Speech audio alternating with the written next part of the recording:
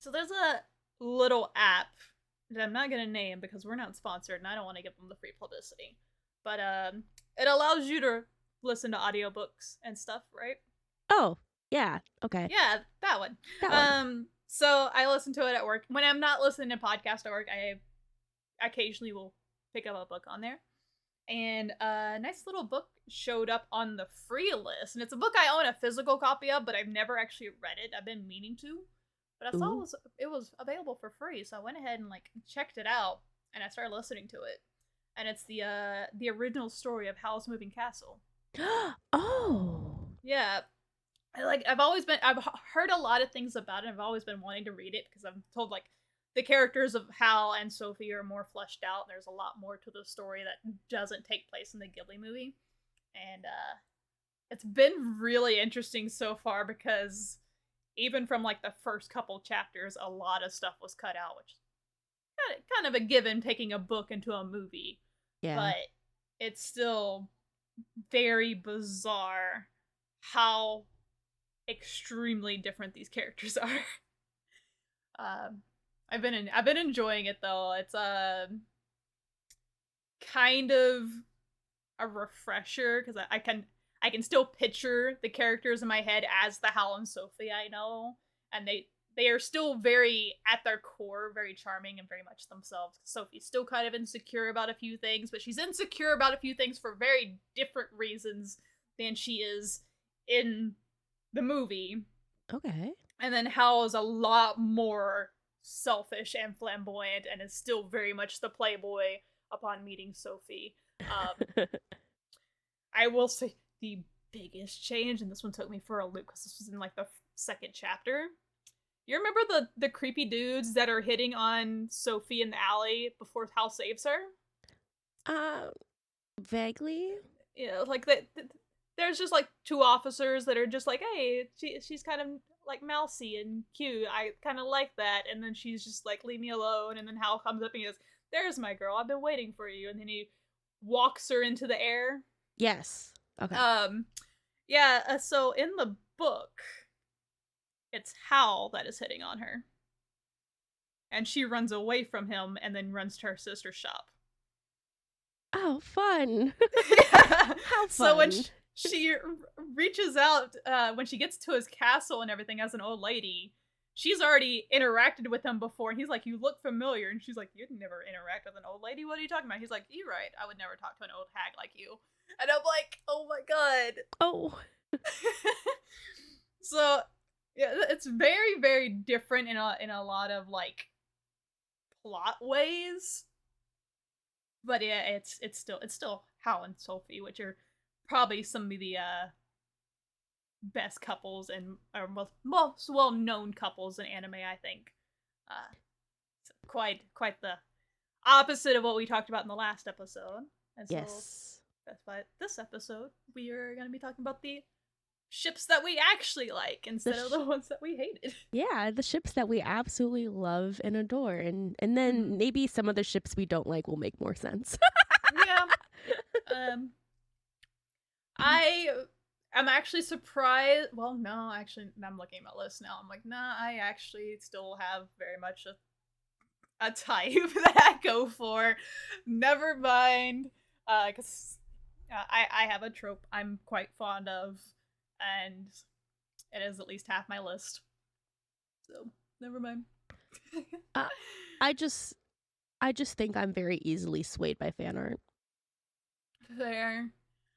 I work really well with a very believable like chemistry or like background or interaction. Like if these characters mesh really well together and they I can understand the reasoning of why they would be together, I like it a lot better. I don't like things that are they're just together for plot reasons. So. Oh yeah, I mean that too. Yeah, which happens a lot in anime, unfortunately. Yeah, I think it's definitely more common in shonen. At least the big three, yes. Yes. Very much so in the big three. Yeah. I know quite a few shonen that don't do Yeah, that, I'm not saying every so, single one. I'm saying No. I most commonly see it there, though. Yeah, but I'm just looking at my list, and a majority of mine are shonen series. So, I mean, a lot of mine are shonen too. yeah, But I have a good punch of shoujo in there too.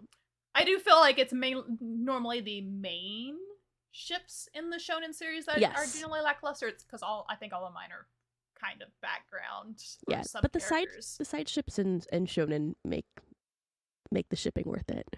Yeah, I agree. Yes.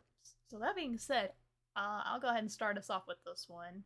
Okay. And I'm gonna go with my favorite ship from my second favorite anime of all time, and it's from Fairy Tail, and it's Levi and Geass. Yes, we're starting off strong. It's a fantastic ship. It is great. It was enemies to lovers, which is going to be a theme a lot.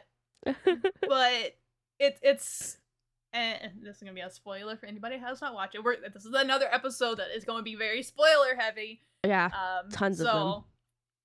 But they start out, Gagio literally like crucifies Levi and her crew to start a war with Fairy Tail, and then it ends up turning around to where he ends up joining Fairy Tail, and she's still not trusting on him, but you see her slowly get that trust into him. You see them slowly kind of work together in different situations and different battles where she kind of has to accept, okay, he's not the person that traumatized me before. And then it gets to a boiling point at the end where she gets hurt and he's being faced with like what he did in the past, and he's just straight up like, how dare you make me relive my biggest regret and making me remember what I did to her. I don't like that moment alone pushed this ship up to being my favorite, because before that moment I think I still had another favorite from that series, but just the raw power in both the dub and the sub voice actor for Gagil, and the way that line is delivered, so fucking powerful.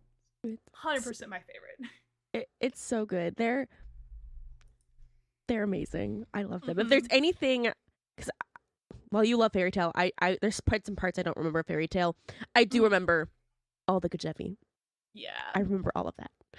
And it's so cute too, because they're very much like kind of the geeky couple, because she's the book nerd and he's just like kind of awkward, and the tough guy that's super awkward, he's just like, I just want to sing my songs and perform for everybody, but like not exactly fully fitting in. I'm like, I love it so much.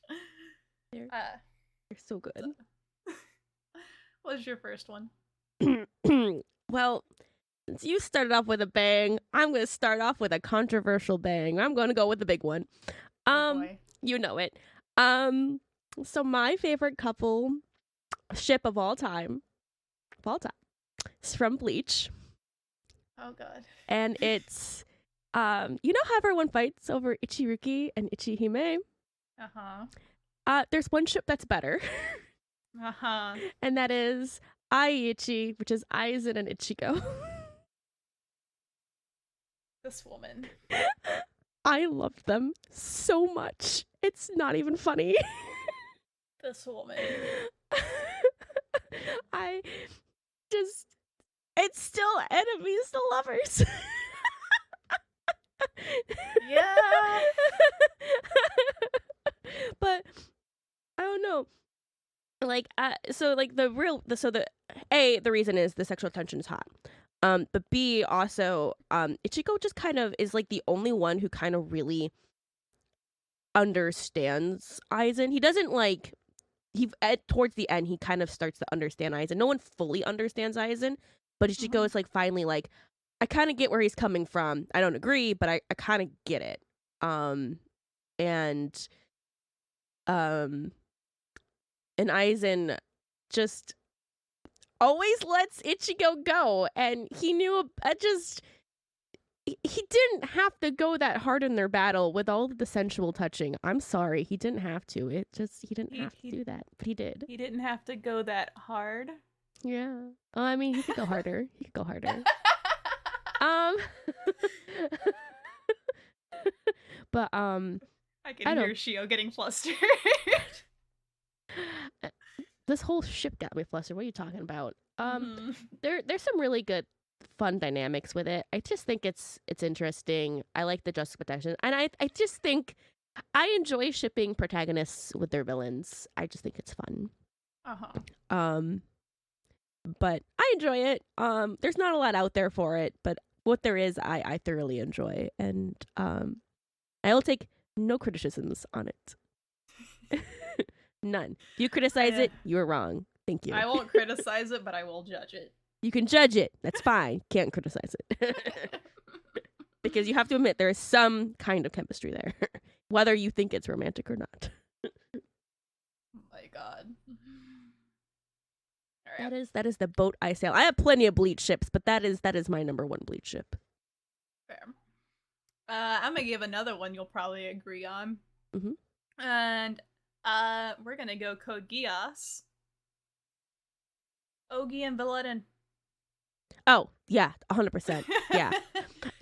Yeah, no, they're a great ship. It's so adorable. This is another enemies to lovers, but it's like Valletta's on the Britannian army and Ogi's one of the resilience fighters and resistance fighters for the 11s. And they're enemies at first, but he ends up finding Valletta, who's lost her memories, and he knows that she's Britannian, but he doesn't know who she is.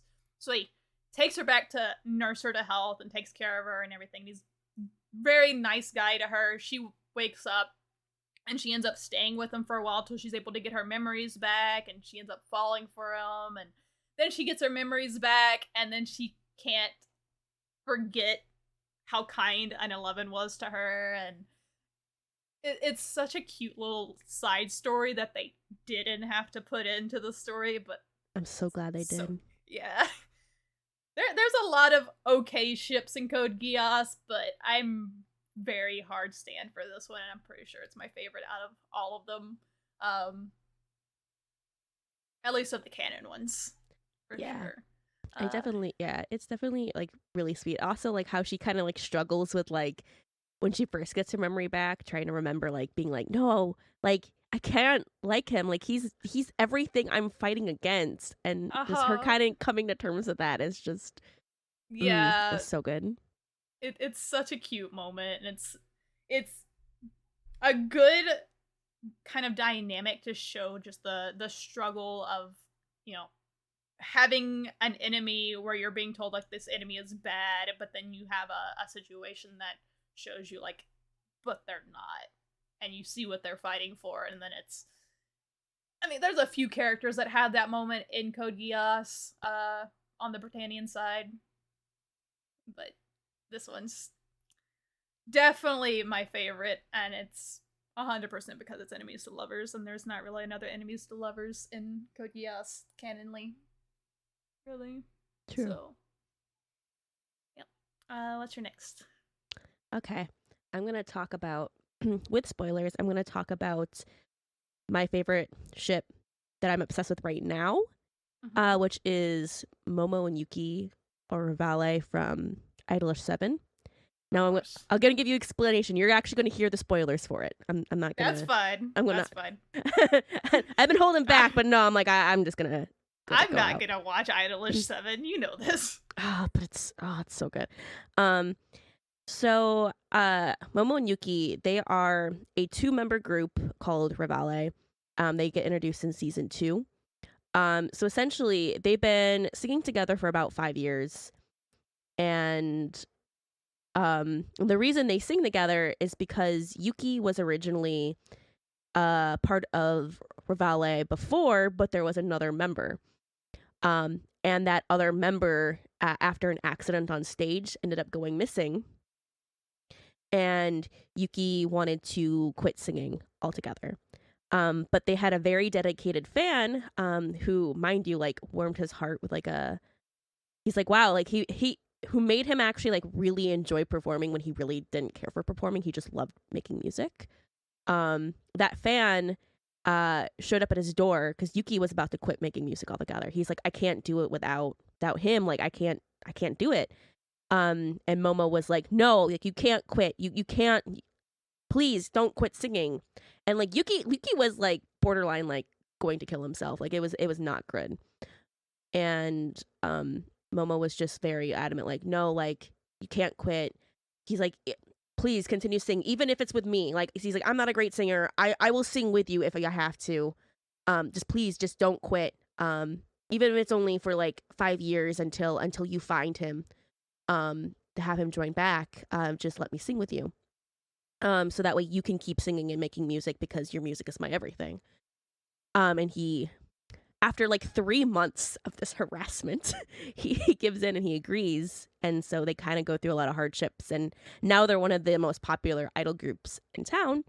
And Momo has to kind of struggle with getting to know whether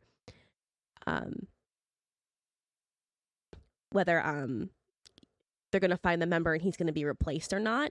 But they both care very deeply for each other because the thing is with Momo is that Yuki's song that he made with the other member changed his life because Momo was in a soccer accident in high school and so he couldn't go pro. And so he's been struggling a lot and his music kind of gave him a reason to live again. So it means the world to him. And so Momo is basically like also the only person drawn to Yuki, and Yuki, because Momo's letter warmed his heart, like they were kind to each other. So they have a lot of growing feelings towards each other. And the voice actors have now confirmed that they are canonically married. So oh my gosh. that's great. So they are a canon couple within the series. And they care a lot for each other, and they have like this cute little like comedy act where they're like one's the straight man and one's the jokester, but it's also like a married couples act. They're like you can't even remember my name, and he's like, or the name of our group, and he's like, you should remember that at least. And it's so funny and they're so cute. And they care so much for each other, and I love them so much. Yeah, I love them. They're cute. You should, even if you don't like you should watch Idol 7 just for them. Like, I love them so much. Like, we'll leave that to the audience for that one. Yeah, I mean, if I could throw away all of my branding for them, I would. So, I've thought of it. I'm like, I'm just gonna go full Momo. I almost did one day, and I am like, no, don't do that. Oh my god. Concern. So, yeah. That's my favorite. One of my favorite ships right now. Alright. My next one. Alright, this one's gonna get a little convoluted because I'm very much specific talking about the remake on this one. No, we're not talking we're not talking that. We're talking Sailor Moon. We're talking Sailor Moon. Well, that makes more sense because the other way, I'm like, it doesn't really make any sense in that regards. But anyways, okay. Yeah, no. I would never give any credit to Brotherhood. I think we're still not on the same page, but it's fine. Okay, we're on Sailor Moon. Let's go. Okay. Yeah. So Sailor Moon Crystal gave more light to the ship than the original did. And it's my girl, Sailor Jupiter. In both series, she's kind of like, she's the tough girl, she's the fighter of the group, but she's always like constantly falling for guys and never really getting acknowledged because she's kind of seen as more of the tall, tough girl that, they guys go for the more feminine, cutesy ones, even though she's very like, she's much more domestic than the others. She likes baking and doing like little domestic things, which is adorable. And I love that like contradiction to her character. Mm-hmm. But in Crystal, they gave her a canon ship. I love it. Fucking finally. And it's enemies to lovers. We love it. So, to explain the lore of Crystal for this to make sense, and as little as I possibly can, for the first villain of Sailor Moon in both series, it is Queen Beryl, who is the person who is responsible for destroying the Moon Kingdom, which is where all the Sailor Scouts initially came from before they were reborn on Earth as normal girls. And then Queen Beryl comes back with her henchmen of, she has like 4 guy soldiers that fight underneath her, that are constantly butting heads with the Sailor Scouts. And in Crystal, it's revealed that the 4 knights that are fighting underneath her were initially 4 Earth Knights that fought alongside Prince Endymion, which is Tuxedo's mask for previous incarnation before, Moon Kingdom fell and reincarnation happened.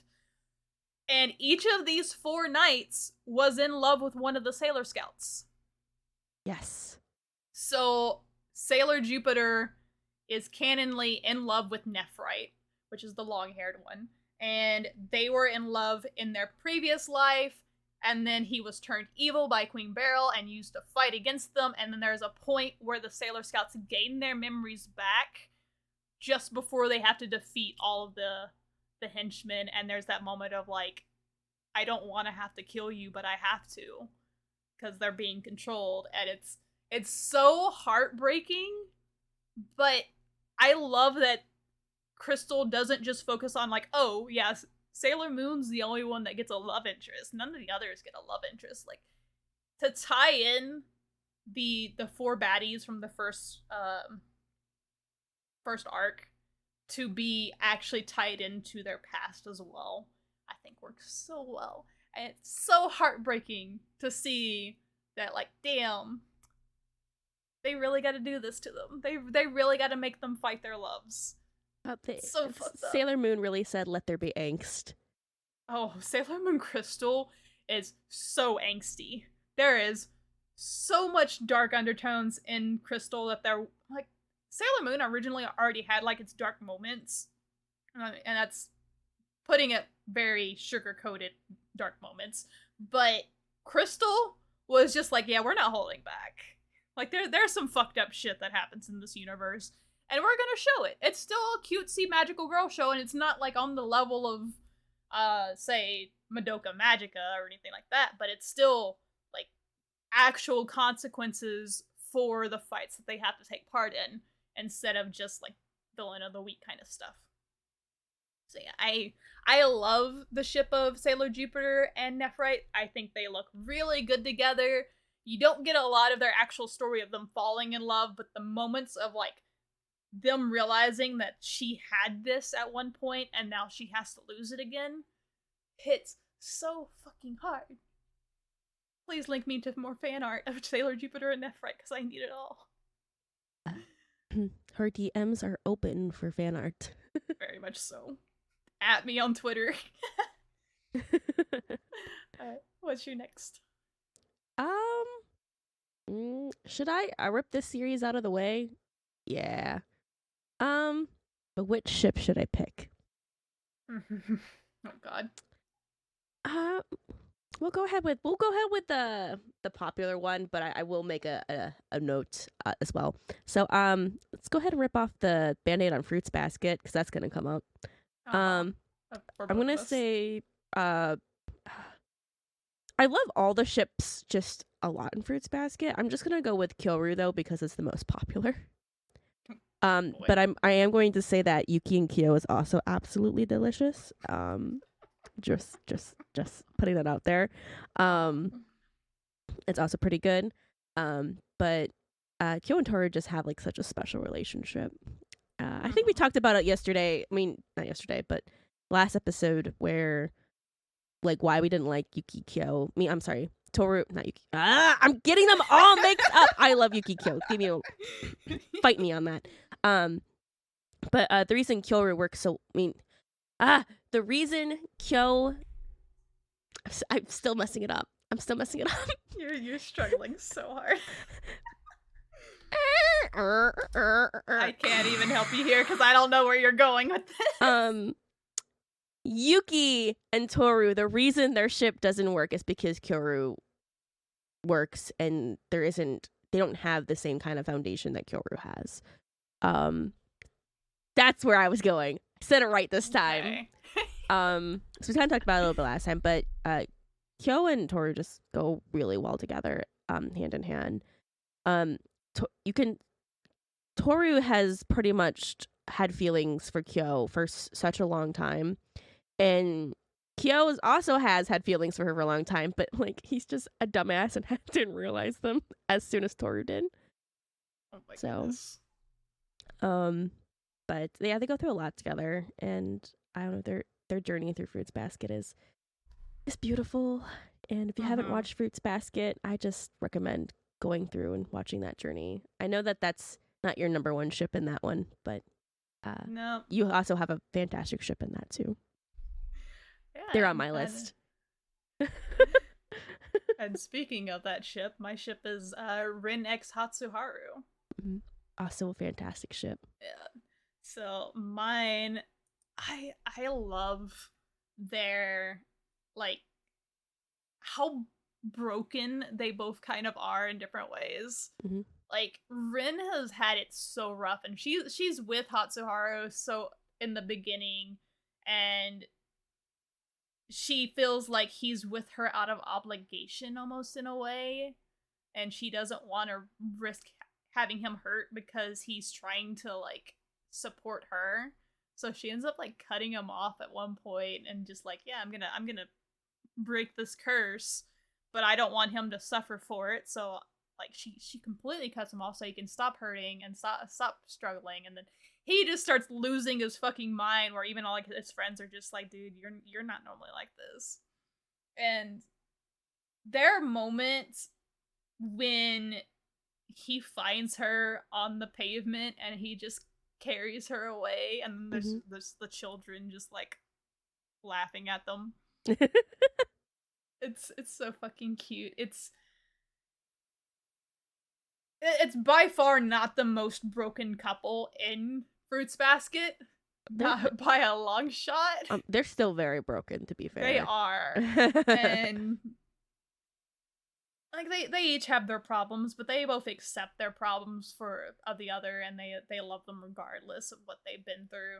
And you see the past of where Hatsuharu has just always liked her and has always wanted to reach out to her, which is why he did. He saw her alone and he started talking to her and started hanging out with her, and then they became from childhood friends to becoming lovers, and you see that entire growth throughout the backstory of the two of them, and it's so cute. And I'm not normally the type to go for the really cute ships that often, but I adore this. Well, they are very cute, but like their selling point isn't their cuteness. It's like they are chef's kiss. Yeah, they are also one of the few couples in this series that canonly fuck while the series is going. Yes. Not after this, towards the end, but actually, like, they have fucked. They fuck. They don't even hide it. Nope. Haru is just very blatant, like, yeah, we fuck. Yep. So the what's also really cute is there was a cute anecdote that I really like, that like Haru was waiting until he got taller than Rin to confess. Yes. Yeah, he was just like, not there yet. And Rin's just like, what are you doing? When they showed their first kiss, though, it's so cute. It's like, of all the on-screen kisses, I think it's my favorite, and that says a lot because I really like Kyo and Toru's kiss, and I actually, and I'm probably gonna get shit for this, I really like the kiss between Akito and Shigure during their fight. Oh, that was fucking hot. But yeah, no, the smoothness of Hatsuharu, and this, it kind of reminds me a little, and this is something I read after being into Fruits Basket, but that scene is very similar to something that something that would be in Horimiya. Oh, yeah. Because he just kind of like slides it in there, and I'm like, damn, okay. Respect. He got Riz. We're done. Yeah, he's got the most Riz of everyone in Fruits Basket, let's be fair. He really does. He comes in so strong for Yuki as well. Oh, yes. He does. I forgot about that. Oh god, he loves Yuki too. God. And I just love, he's like, don't worry. I love her, but my love for you is still strong too. And they're like, both, please, just no. I love, like, it's the end, and he's saying that, and Rin's just in the back fucking fuming, and Yuki's just like, Rin's here, and she's glaring at me. Please stop. It's adorable. I love it. So yeah, we have Fruits Basket out the way. We have Fruits Basket out of the way. We could spend hours talking about Fruits Basket ships, though. Oh, we could. Like I said, I have a list, and yeah, there's a list. Yeah. I didn't even put all of them. I put some.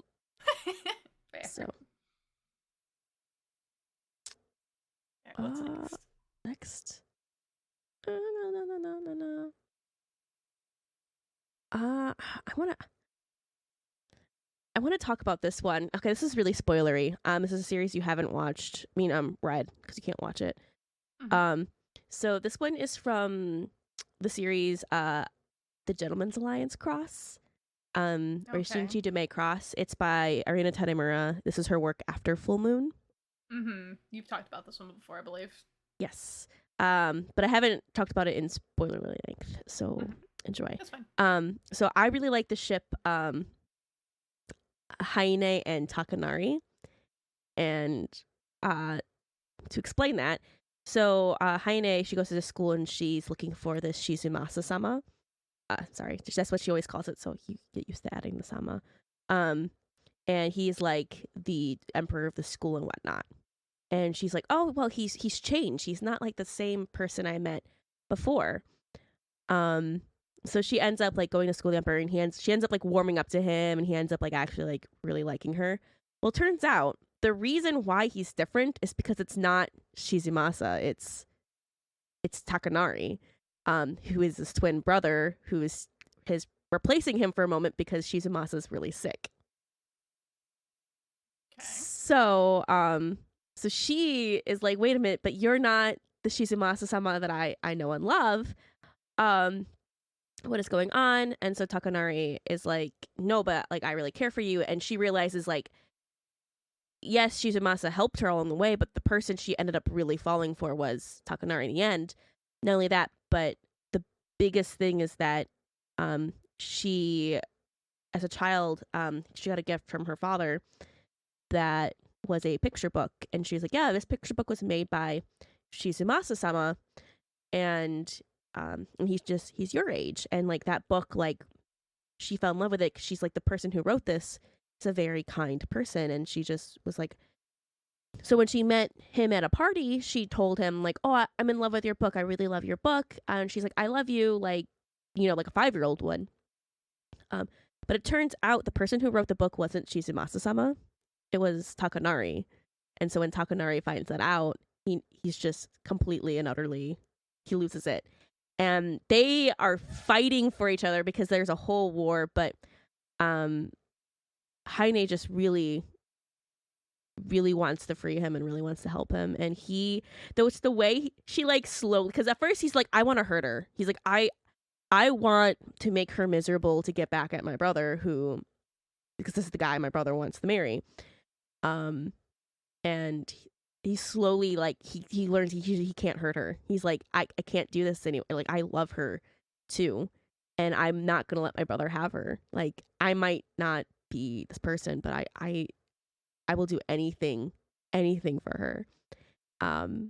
Even if it's only for a little time I have left. And she's like, hell, it's very Kyoru coded now that I'm thinking about it. Like, it's kind of very Kyoru coded. Oh boy. But and she has her own things she works through, and God, they're so beautiful, like the length she goes, because she like breaks into their fucking house to try to break him out of like their like family jail, or it's like insane. I really like them, and he like cares for her, and it's really cute. That, and if you don't know that twist is coming, it's like very shocking. You're like, wait, what? So, but I like them together. They're really cute. Yeah. My next is gonna come from a newer anime, 86. And I I know can the ship. I know the ship. yeah. Oh, Shin and Lena. yep. Yep. Yeah. So 86, kind of a war anime in a sense. So you each episode, at least at the beginning, is very split into two halves, told from two different perspectives. One of them following Lena's side, and the other one following Shin's side, and you kind of see how they mesh together in a way of their interactions. Because Selena is kind of a coordinator of the military branch that Shin is part of, and they have like this tech where she can contact them and kind of like navigate them through battles and stuff. Shin's group doesn't really care. I mean, granted, most of the 86 would not care for their coordinators or whatever they're called in the series, because it's essentially the oppressive party that is forcing them to fight their battles for them. Lena is one of the only people that kind of sees them as human, even though her superiors are telling her, like, do not do this. Like, do not treat them more than just bots, because it hurts more when they die on the battlefield, which is just kind of the lie they tell themselves. They kind of just do it for other reasons, I feel. But she spends like every night calling them and talking to Shin and talking to the others and getting to know them without ever actually knowing what they look like or anything. She does these little doodles where she kind of picks up on what they look like or what they're interested in, and Shin's entire group is kind of taken aback. They're like, man, she's doing too much, but they do kind of get a softness for her. Shin also has a simp in the group that it gets very jealous that he spends so much time in calls with her throughout the night. So my PNG just glitched. Oh. But yeah, so like there's the whole them getting to know each other without physically being present, and just like getting to admire each other through their personalities alone, and getting that experience with each other. And I won't go too much into spoiling the series, because I do think people should watch this a little blind if you haven't, and if you are still listening to this even though you haven't, because their growth individually their growth individually throughout at least what was animated, because there's definitely more to come, they grow on their own, but they're still thinking of each other in a way. Well, she's still thinking of him. He's got some demons he's got to chase down. But it does eventually come full circle to where it ends up leading him back to her in a way. And it's so cute because you don't really see such a good example of getting to know somebody purely on personality alone. Because again, she doesn't know if he's attractive or not. She doesn't know what he looks like. She can't. There's no physical attraction there. It's purely just all emotional and mental, which can go a lot stronger than any physical attraction can. And I love that you see it grow between the two of them. You see how much more favoritism she ends up having towards Shin, and how he's brushing off like, she's calling again, and then he's just like, you can tell he's looking forward to the calls. He's looking forward to telling her about the things he does with his friends and stuff, and it's so cute to see that develop between the two of them. So that is my 86 ship. I see so much fan art for this ship. Because one of the people I follow, it's like their favorite ship of all time. So I see so much. Yeah, there's so much fan content for that ship, man. It's insane. It works so well within the story, and their character designs very much complement each other as well. And there's so much to it, and I do want to go into it, but I will refrain from the spoilers on this one, because I was not expecting the story that I got in 86. I was expecting the first 10 episodes to be the entire season, the fact that it changed years after 10 episodes, I think it's 10 episodes, 10 or 11 episodes, caught me off guard. And the way it shifted, I liked it. I know a lot of people complain that it gets slow, but like, I'm sorry. They spent time on developing characters, and it's a political anime. Yeah, if you think character development's slow, then you need to reevaluate slow. Well, these same people complain that Attack on Titan got slow when it got political. I'm like, oh, it is a political anime. It's gonna happen. You can't be hype sauce every fucking episode like season 1. Sorry. Yeah, if it's only hype sauce, then you have no character development at all. If it's only hype sauce, you're going to get burned out eventually. Like, there's only so much cliffhangers you can deal with before you're like, all right, how's the cliffhanger gonna be this time? Then it just becomes predictable, and then it's just like, you lose interest. So, yeah. What's your next? I'm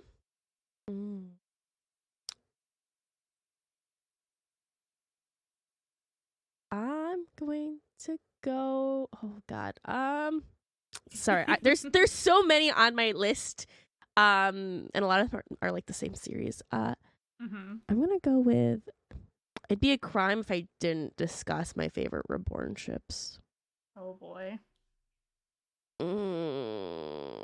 I'm just debating which one do I like more. I'm gonna go with. I have a secret. Well, no. I was gonna say I have a secret place in my heart for this, and then I realized I haven't been vibing with it as much as I have before. I'm gonna go with safe. I'm gonna go ahead. I mentioned this briefly earlier. 8059. I've never unliked 8059. I've always liked 8059. Clarify what 8059 is to the people that aren't familiar with the number system of Hitman Reborn. Oh, right. 8059 is Gokudera and Yamato from Yamamoto from Katekyou Reborn. So it's basically the Rain and the Storm Guardian together. And the they two have that hate each other, basically. Well, Gokudera is the only one that has like a hate attitude. Gokudera just sometimes pisses Yamamoto off when like he's being very, very stubborn. But it doesn't happen often. A lot of the times. It's a lot of the time, but it doesn't normally piss Yamamoto off a whole lot. Just in like the key moments, does it? Oh Lord. But like when Yamamoto gets hot though, that's hot. So I mean, I meant when he gets mad, it gets hot. You know what I mean? It's fine. Yeah, I know exactly what you meant. The fact that you need to clarify shows that we all knew exactly what you meant. No, I just can't speak when I'm fangirling. It's fine. No, I liked him a lot. So Gokudera's whole thing is that like he's the Storm Guardian. He wants to be Suna's right hand man. And he's like, no, I can do it. This is me. Like I'm your right hand man, so I should be the one to do it. I'm most dedicated to you, and like things like that. And Yamamoto is just like, Suna is my best bud. Hell yeah. And Gokudera is always there too. And so sometimes when Suna gets close to Yamamoto, Gokudera is like, no, I'm your right hand man. He's not your right hand man, and things like that. And a lot of situations, Yamamoto and Gokudera have to learn to work together. And Gokudera is like begrudgingly acceptance over time over Yamamoto. And Yamamoto being like, finally, you're treating me like a friend because I already see you as a friend, and things like that. Just probably more as a friend. And they just go really well together. That, and they have like duets together too, and like the character songs, and it's just talking about how they're different but better together. And I'm just like, bruh, how do you get? I'm sorry. Like, they belong together. So, yeah, no, I like them a lot. Their adult forms are also very beautiful and fantastic. Yeah. And Gokudera's adult form is definitely a glow up. It is. And I will say Yamamoto's adult form was the reason that I watched the anime and read the manga. It was him. And I was like, oh. And then he ended up not even being my favorite character. I was like, okay, whatever. Thank you. I feel that my favorite character, what got me into the series ended up not being my favorite character either, but that's because my favorite character was a character I didn't know existed initially until I watched it, so. Yeah. I almost talked about my other two ships, but I went with 8059 because that's... I like that ship a lot. I've never not liked that ship. And they have a really good fan fiction, too. I just want to say that.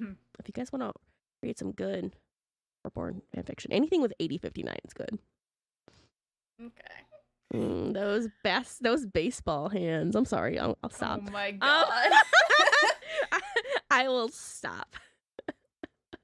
In your head, you're not stopping. That is the important part. Yeah, I am replaying that fan fiction moment in my head, so it's fine. Yeah. Sorry, someone's gotta put like burn cream ointment on Gokodera. I'm sorry, what? Go ahead. So continue. What's your ship? Oh my god. I'm gonna go something wholesome if I can. I gotta ask first. Can I spoil Princess Tutu for you? Go for it. I'll try to kind of like half pay attention then. Okay. So Princess Tutu follows a girl in, we're gonna go with the English names because it's easier because I struggle over the Japanese word for duck a lot and I don't want to struggle over it. So yeah. She goes by Duck in the dub and she is quite literally a duck when she makes any duck sounds. But she is also Princess Tutu, which is a magical girl that is there to save her prince, who has his heart splintered by the evil raven, blah, blah, blah. Super cute magical girl stuff. But there ends up being a twist to the story about halfway through. She learns that in the original story, if she confesses her love to the prince, she dies, essentially. So she's never fated to be with the prince, and she's still determined to, like, save him, even though she'll never have her feelings returned or anything like that. And she's very self-sacrificing in that way. However, the prince has a knight named Fakir who is, very much thinks Princess Tutu is doing more harm than good. He does not like her interference. He's constantly, like, butting heads with her. But there's a twist at the end. So I won't go too much into the twist, but there's a scene where, because, like, nobody knows that she turns into a duck.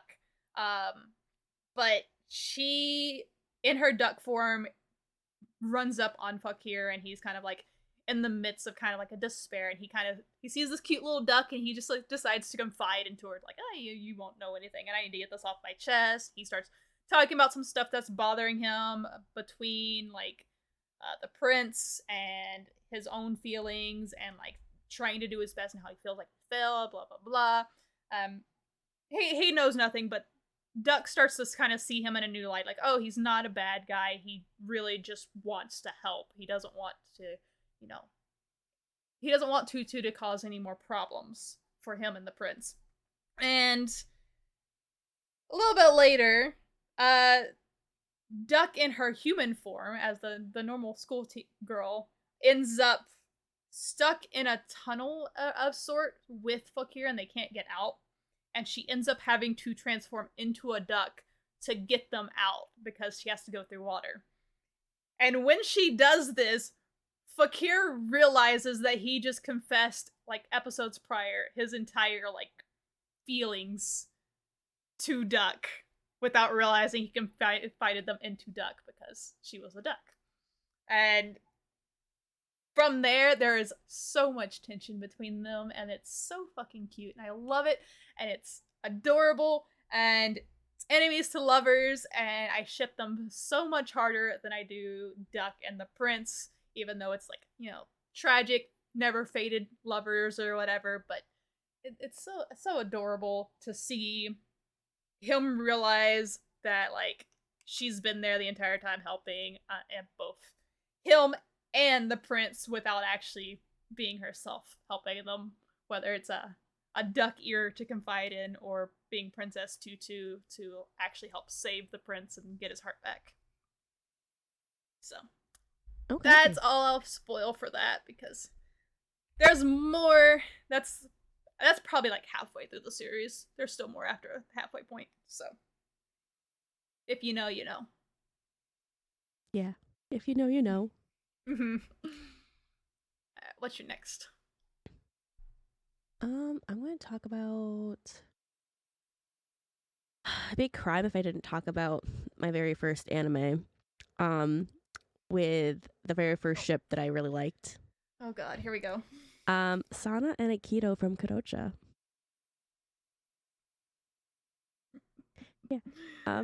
So Kodocha's premise is that Sana is like she's a child actress and she's very eccentric, very like out there, outgoing, very much like I want everyone to be happy kind of deal because I'm happy. And in her class there's this troublemaker kid who's Aikido. And he's causing trouble. He's kind of like the ringleader, but he's not really like doing anything. He's just kind of like, yeah, you guys do this thing, do that thing. And Sana's determined to stop him from wreaking havoc in the classroom, so that way, she can actually learn when she goes to school, and mostly because of that. But she also like he's bullying the girls and treating people not, and she doesn't like that. So, through that, like she kind of learns about like Aikido's like hardships that he goes through, and like Aikido starts being like, yo, she kind of like actually helped me, like, and he kind of starts like falling for her too. And of course Sana is absolutely dense as fuck, and doesn't realize it at all, even after he's kissed her multiple times. She's just like, why would he kiss me? And her mom is like, I don't know, Sana, why would he kiss you? And like she's like, do you like me? And he's just like, you're asking in front of the entire class. No, I don't like you. And he's just, oh my god. But he really does like her, and she ends up realizing she likes him, because not only did she help him a lot when she was going through issues with kind of like her identity with her mom. He ended up being the one that kind of helped her with that too. So she like they kind of go through like some of their hardest moments growing up together, and they never like end up being like they just really are there for each other, and they end up falling in love. And granted, there's a lot of hiccups along the way before they get together, but they really belong together and they go through everything together, and I love them. They comfort each other and they have their angst, and the thing is like they're very much like they try to do things the proper way. So like Aikido at one point starts dating Sana's friend, who I love, by the way. She's awesome. I don't tolerate any hate towards that character. Like she just wanted to date the guy. Anyways, she didn't do anything wrong. She didn't know. She didn't know. Mm-hmm. But when Sana like realizes like they're dating, she's like, oh, like she just never realized like how important it was, and like watching her do that. But Aikido finally finds out like, oh, Sana, she did like me back, and he's just like, I can't just start dating you because I'm already dating someone. And Sana's like, that's not what I'm saying, like, but like so they kind of like go through like their own struggles in adolescence, because mind you, these are middle schoolers. Like they're not going to be like the most clean cut adult people, no matter how kind of mature they act. But they really kind of go through the motions of like being there for each other, and they're two kids who are put in a lot of very adult situations and end up in the meantime falling for each other, and it's just it's so good, and I love them a lot. And they have a lot of really cute, touching moments, and I wish there was more of. Oh, there is technically more of them, but like I want more. That's an anime that definitely deserves a reboot. Yes. Like, they need to finish it off because I do want to see more of it, and I don't think the anime finished it. It went its own kind of direction, so like it technically concluded around the same. Although there's a whole arc they cut out, but that arc's kind of a bit hit and miss. Okay. I love it. I love it. I love it. There's some people who Mhm. don't, but I love it. Like, and then there's like a sequel that comes out that's a crossover between the author's other series too, and they kind of cover like this is kind of what happened with them. Okay. And there was some twist in there that I didn't know about, and I was like, whoa, now Zoomy, get it. But no, it's really good. I enjoyed it. So okay. like things wrap up slightly differently, but for the most part, the anime got most of it. They just changed a lot of the how, a lot of the how. But I like the how more here. But we got more kisses in the manga. I'll say that. So. Oh Lord. So if we're talking about early anime, I have one from probably one of my first ships, and I didn't even realize it was a ship until much later, because the dub did this one dirty. But it's Cardcaptor Sakura, and it's Toya and Yukito, which is Sakura, the main character's older brother, and his best friend. I'm gonna be kind of spoilers, but it's a side story kind of spoiler in a way without doing anything. Okay. But because it's prevalent for like an arc or so. So like Toya and Yukito are like at the beginning, Sakura has a huge crush on Yukito, and she's like always wanting her brother to invite him over so she can, drool over his best friend kind of thing. But there's a whole reason why there's actually a romantic interest in him, because she is not the only one drawn to him. It's very awkward, and they edited it out in the dub of the original dub. At least the new dub kept all the gay shit in there, so it's fine. But it's very heavily hinted at early in the series that Toya and Yukito are extremely close friends in a lot of ways. There's no arguing that there's feelings involved, at least, because there's a lot of, as you put it last episode, a lot of honeymoon eyes going different directions. But what ends up submitting this relationship between the two of them? So much like Sakura ends up having spiritual powers thanks to their mother, who is deceased. Toya also has spiritual powers thanks to that, but in a different degree. His are like he can see ghosts and stuff. Yeah. I can't remember if he can actually see the ghost of his mother or not. But I do know that there is a reason why he appreciated having the sight and why like he wanted to keep it. So Yukito ends up being kind of the reincarnation of the Guardian of the Moon for the Cloud cards, and like an alternate form. And unfortunately, Yukito's body is unable to like actually host the spirit, so he's slowly dying. Like he's overcompensating for the fact that he doesn't have spiritual power by like just eating a lot and sleeping all the time, but he's dying. Like he's not going to make it. Oh. And No. Yue ends up coming to Toya and telling him all this because Yukito's hiding it. And Toya's just like, can you just take my energy then? And he's like, if I take your energy, you will no longer have any spiritual power and you won't be able to sense anything anymore or see the dead. And he's like, for Yukito, anything. And then there's the really touching moment of essentially Yukito eats Toya's energy, spiritual power, whatever you want to say it, and very much cements that they are very, very, very close friends. So, and there's a lot more after that where, there's a transfer girl student, kind of not a girl, actually a dude. It's complicated. But she starts hitting on Toya a lot because his spiritual power, and he's just like, I'm not interested. I got my boy here.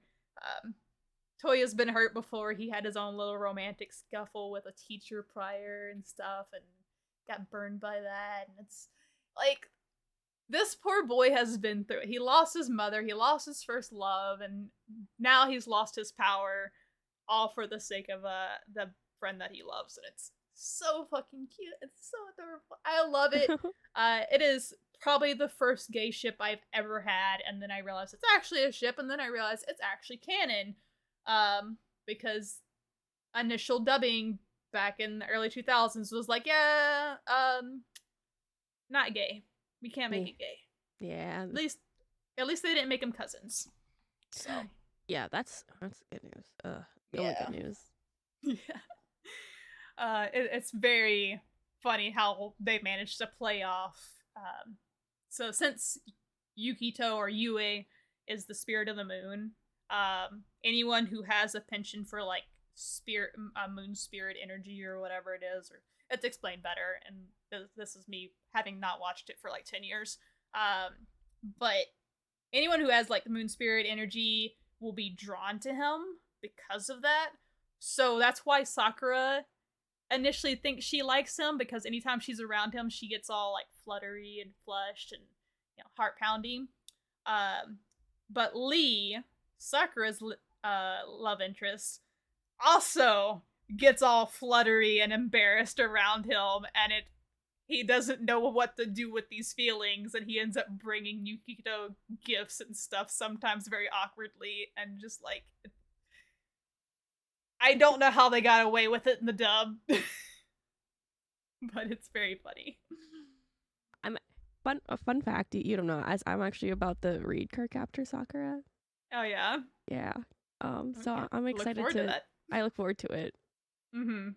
You'll know more of the story than well, actually, no, I don't know. I was gonna say you might know more, but I feel, because they made Clear Card, and Clear Card is a continuation of Cardcaptor Sakura, but I don't know if Clear Card was made during Cardcaptor Sakura's original run, or if it was added on after the fact. So I feel like it's still newer. It has a manga as well. Okay, it's a separate manga. That's what I was thinking. Okay, so yeah, it's cute. I like it. Yeah, that's a little side thing, because it's her brother's stuff, so it's not really tied into her whole story. It's just kind of like, yeah, this is happening when Sakura's not around, essentially. So, alright, what's your next one? How about we do a vibe check? Okay, you go first, because I have to figure out what mine is. You're good. I said, I was like, oh, I didn't think of a vibe check, and then I was like, oh, duh, it's what I've been reading recently. Doink. Yeah. So this is actually a manhwa, not a manga. It is called The Remarried Empress. Okay. So essentially, so this is on Webtoon, but I bought the first book, and I read the first book, and I was like, I need more.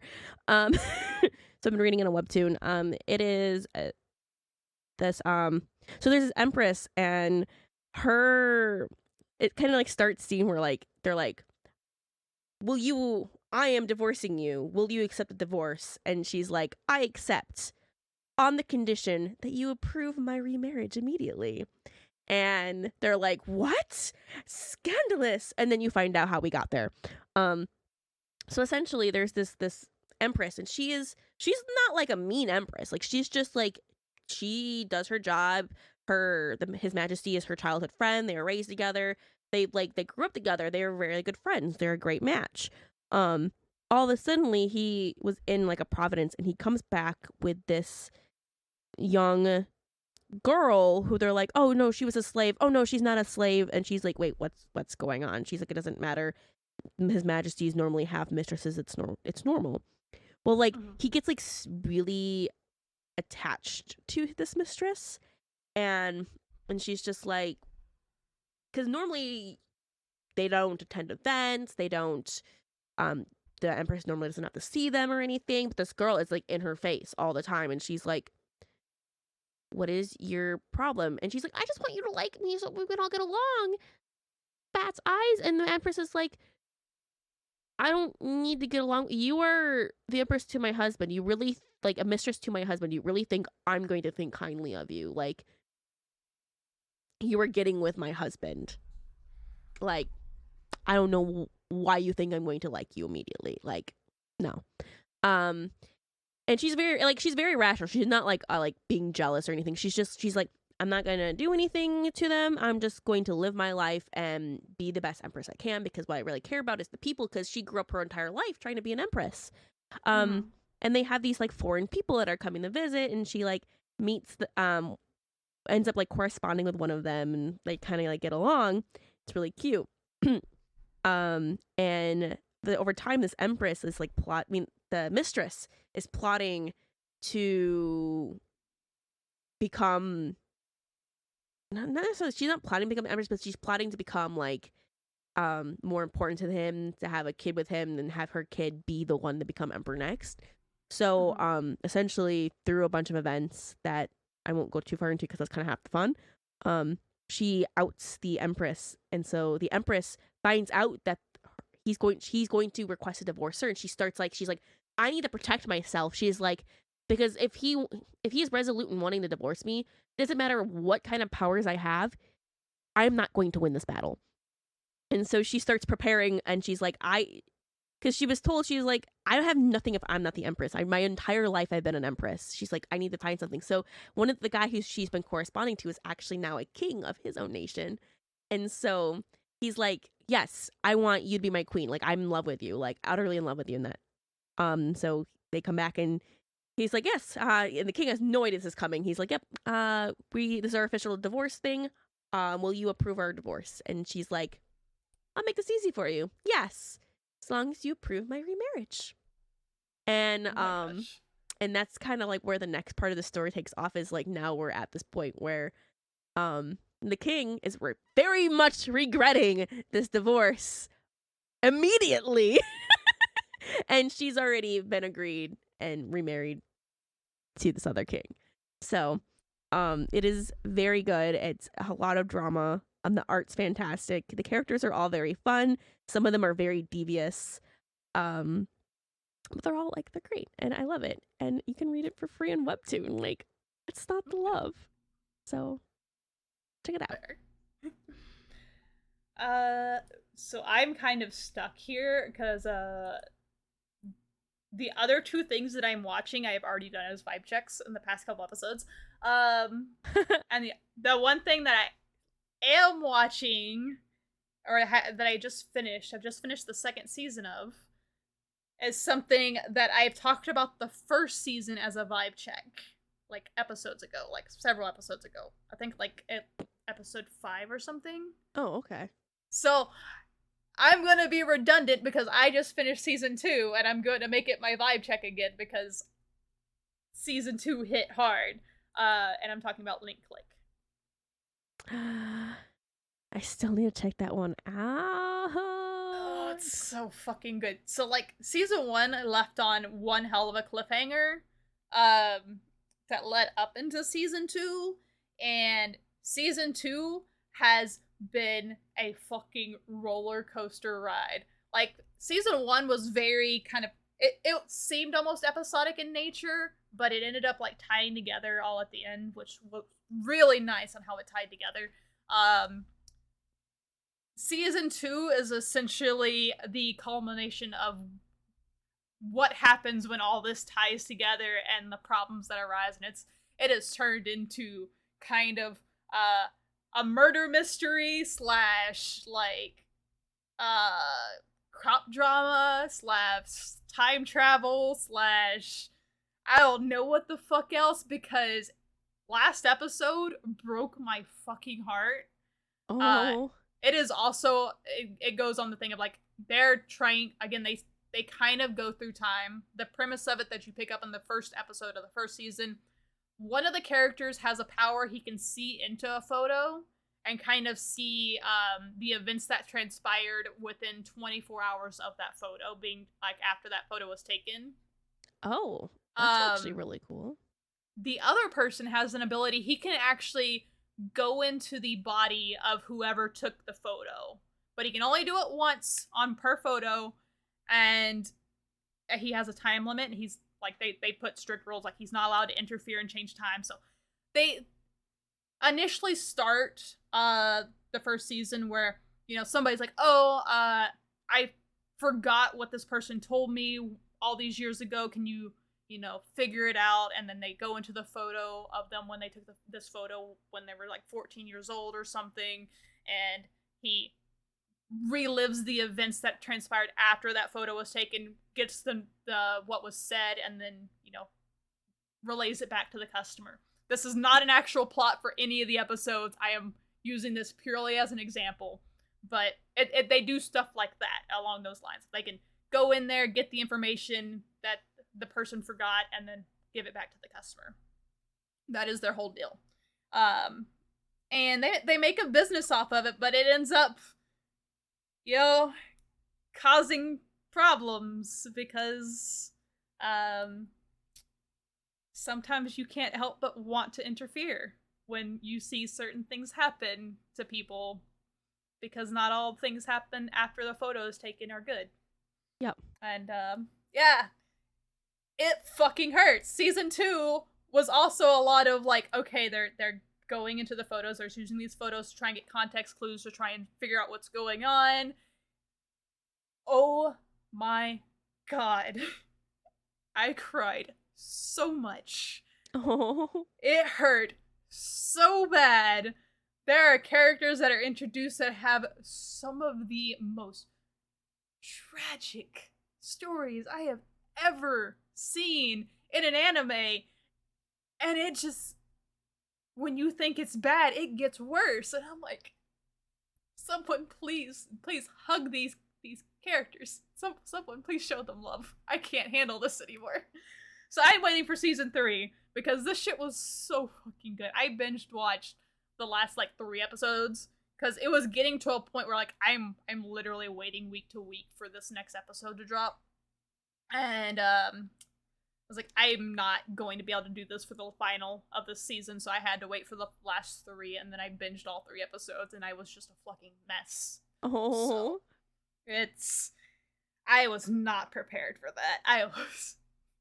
It got so fucking good. And then I think I've talked about this on the podcast before. The opening for season 2 is so, it's not good in the stance of like, oh, this is like the best song ever. It's good in the artistic liberties they took with it, because this is the one where at the beginning the lyrics are being sung normally and the openings are done in English.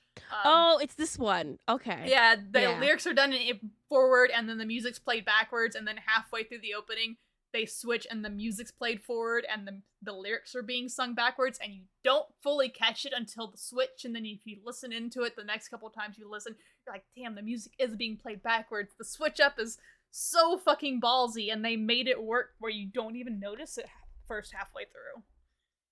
But yeah, it's such a good fucking watch, and more people need to be talking about this. It's a Chinese anime, so if you watch it in subtitles, it might sound weird.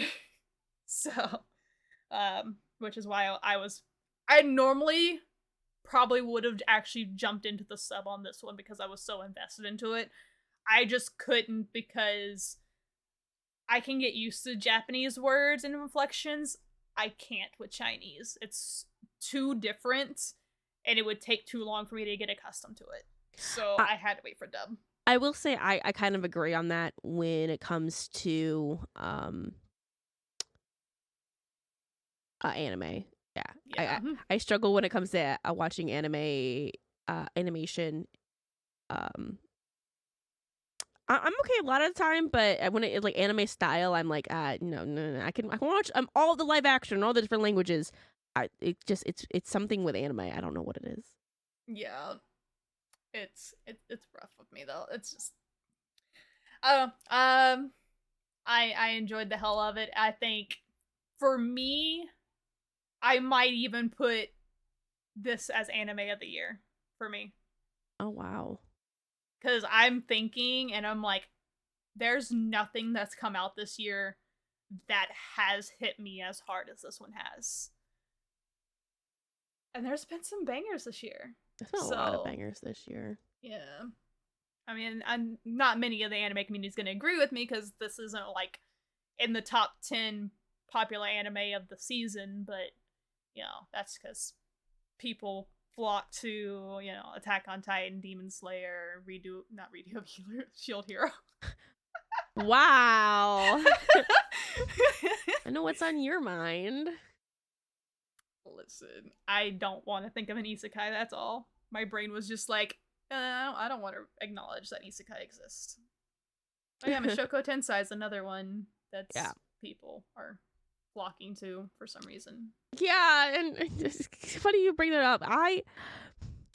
That premise that you thought, you know, that you told me about that I knew the premise that you knew. That was the entire premise of season 2. Like that was literally the plot from like the beginning to the end. And I'm like, we really spent an entire season dedicated to this man's dick. What the absolute fuck? The worst part is I actually enjoyed watching the season, and I'm like, what the fuck did I just watch? Why? What? I was so mad. I remember you being so adamant of like, that's not what it's about. And I'm like, that's not the plot of the entire show, but I didn't know that was the plot of like the next season. It's kind of the plot of the entire show because doesn't he get the trauma from the first season? Isn't that an event that... It's like the finale. Yeah, so but you don't know about the trauma until you don't know that he's traumatized until the next season. No, but he does get the trauma in the first season, so it's technically from both seasons because he gets traumatized. Yes, but there's so much more. This is only like the first like few books. There's like much more coming, and now this has no factor in it. You were just so adamant. That's not what it's about. And I'm like, well, because it wasn't.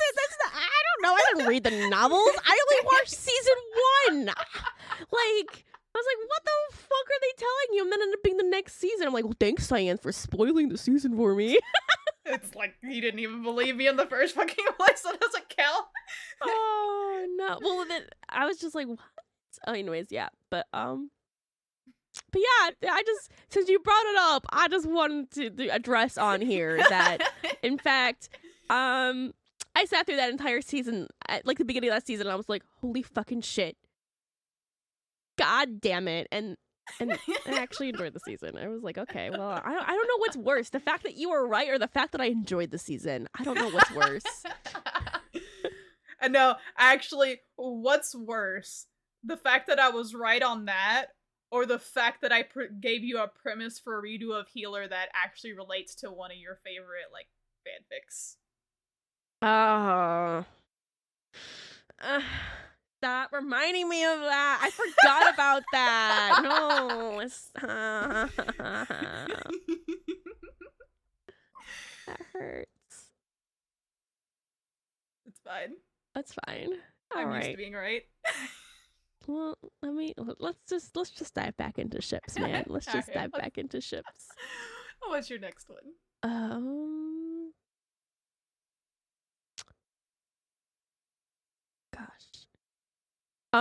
Okay.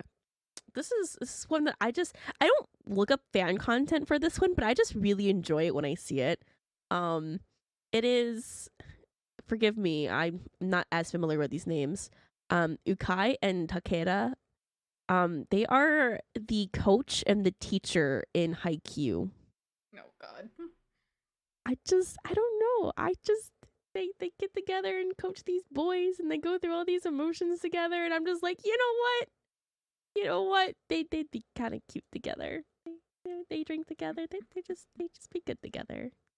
You don't have to ship them together. You can just like their relationship platonically, but I think they're pretty great as a ship too. So I don't have much to say about them, but I just wanted to mention them because I was like, I like them. Like usually Haikyuu ships are like, I like the boys together, and I'm like, whatever. But the coach and the teacher, though, yes. Oh my goodness. I don't know. I don't know what it was. I was just like, I don't know why I like them and none of like the other main ships. I just like them. They're good. Fair.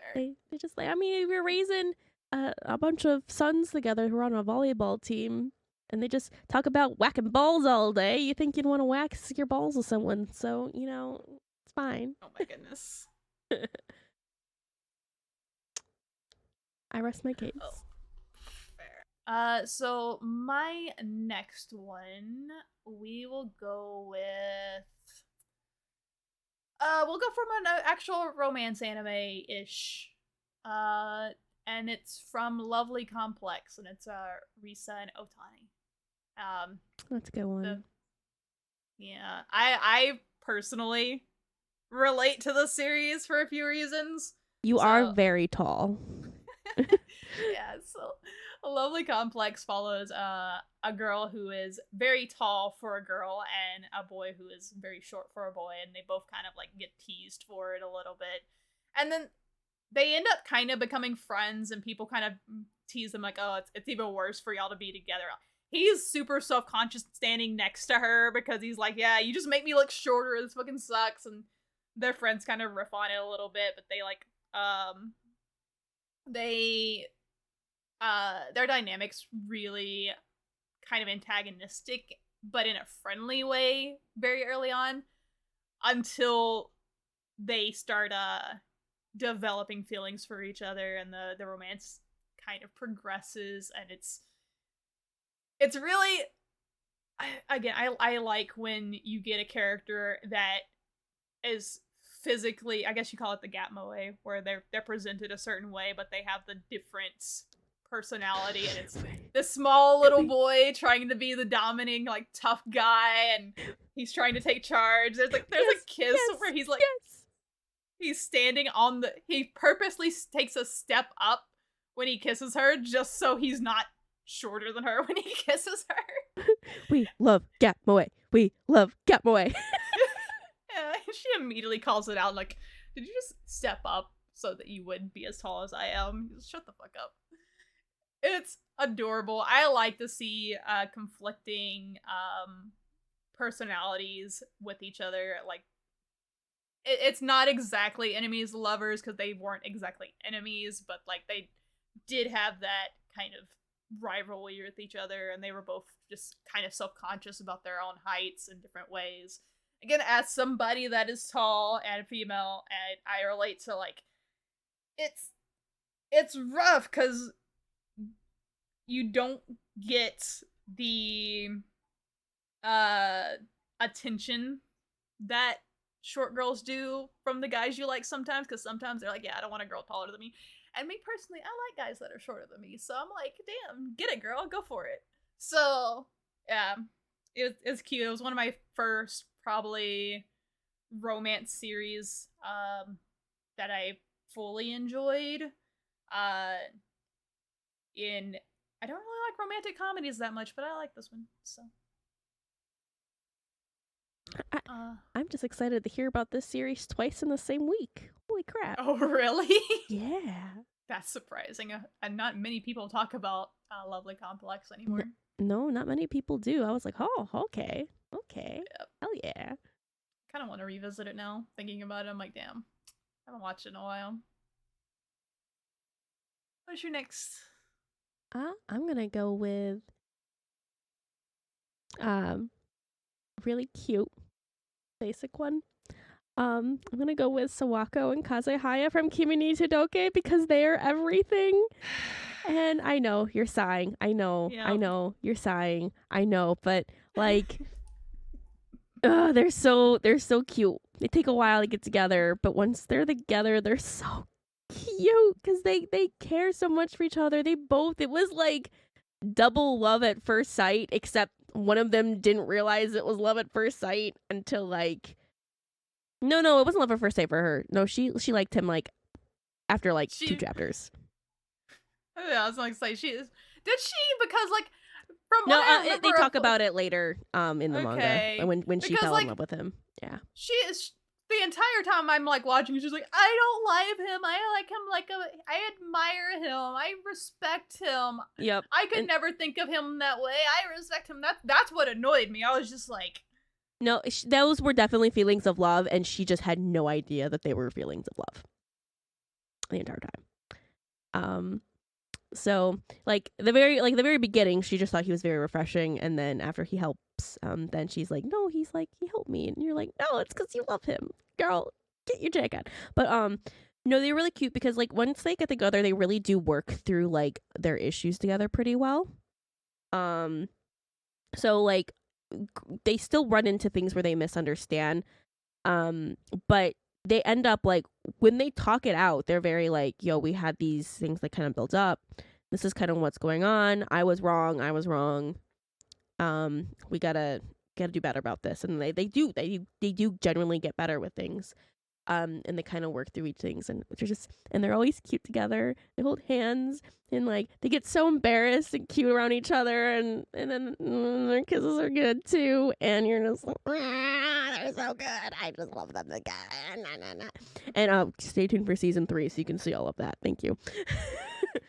God, the fact that it took 3 seasons to get there. Well, part of it's not just like the story is not just like romance. It's mostly like her character growth as a character. So, and like I guess again, I feel like it still takes 3 seasons because I of the anime, I don't remember much growth really happening in the first season, or really much in the second season until like the end of it. So it's like 2 seasons for growth for me. I mean, no, she grows a lot within season 1 because like before she wouldn't even approach people at all, and then she's approaching people and taking a little bit more initiative already. Kinda, I guess. And I don't know. I know, but I love them. They're adorable. You don't have to agree, but I love them. Oh, I definitely won't. We've had this conversation. We've had this conversation quite a few times. Uh-huh. Alright, let's see. I'll go with a Naruto pick because we did talk about Naruto a little bit in the last episode. I could go with a really easy answer that, you know, pretty much the entire community agrees with. I think that's what I have written down. Yeah, but I'm not gonna do that. I'm gonna have something fun. I'm gonna go Ino and oh my god, I forgot his name. Sai, thank you. My brain, because I literally just have Ino written down because I'm watching Boruto, so I'm like, Ino-jin, it's fine. Yeah, Ino and Sai. I love this kind of like dynamic. I like Sai more than I liked Sasuke. He had a much better character arc throughout the series. And I love that the spark of their romance essentially is the fact that he was trying to come up with cute ways to like have nicknames for his friends because that's what the book says that you should do because he's trying to learn human emotion. And then he ended up he thought calling people insults was a way to express friendship because he saw the way Sakura and Ino like insulted each other, but they were friends. So he calls Sakura ugly and then she gets fucking like upset. He's like, oh, well then maybe the opposite is the case because I'm a guy. And so when he meets Ino, he just calls her beautiful as a nickname and then she just like blushes. She's like, what the fuck? And Sakura gets so fucking angry. And it's such a cute little moment, and then you find out that they actually ended up together, and like he's far more emotionally stable now and a actual human being that isn't brainwashed into not having emotions. And Ino was always the better pick out of Sakura, any fucking way. She at least knew when to give up on the emo boy that ran off for no reason whatsoever. So yeah, she got the better pick of the two. Their child's kind of ugly, but you don't have to make pretty babies to be a good couple. It's fine. I'm not wrong. I know, I've just never heard anyone say it out loud before. Oh my god. That's hilarious. Yeah, it's just the contrast of the blonde hair with the dead eyes with the very pasty complexion of Sai does not bode well for that child.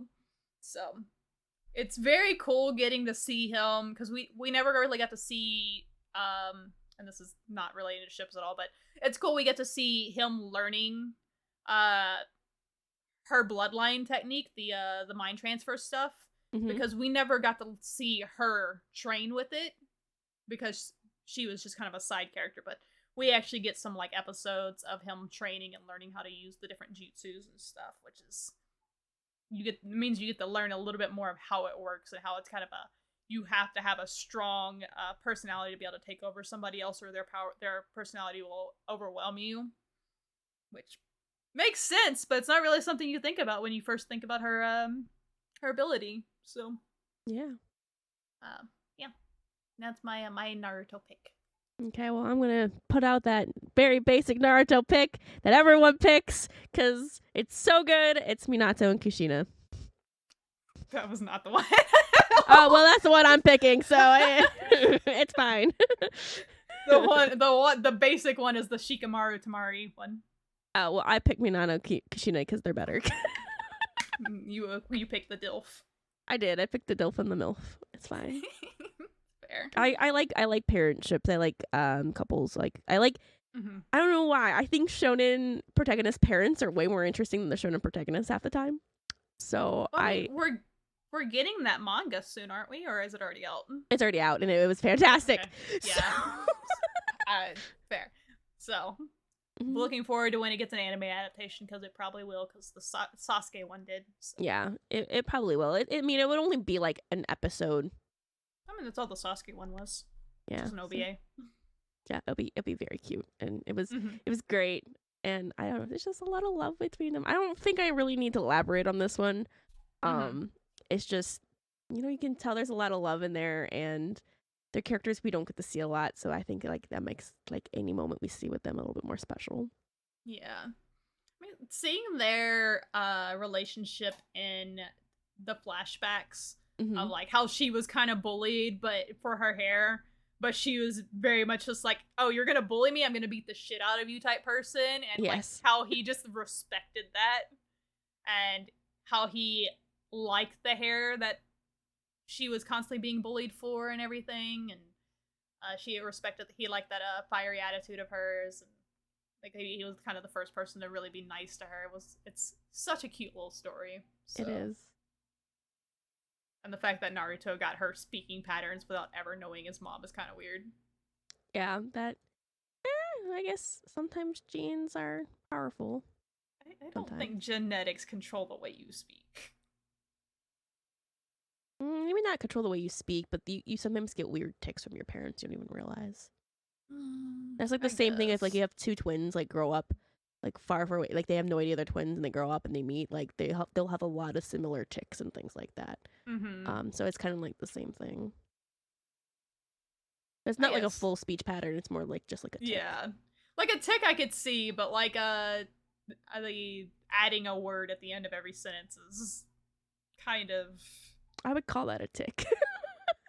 that's more something that is very much nurture though, because as someone that picks up speech patterns from people I hang around with very easily, I don't pick those up because of my parents, or I don't know those because of my parents. It's because if I hang around people that curse a lot, I tend to start cursing more. If I hang around people, I started hanging around with a lot of people that were from the Midwest for a while, and I started saying "ope" a lot. Yeah, one of us. No. I hate it. I was like, man, I don't need to do this. I'm giving like shame to my Southern ancestry here.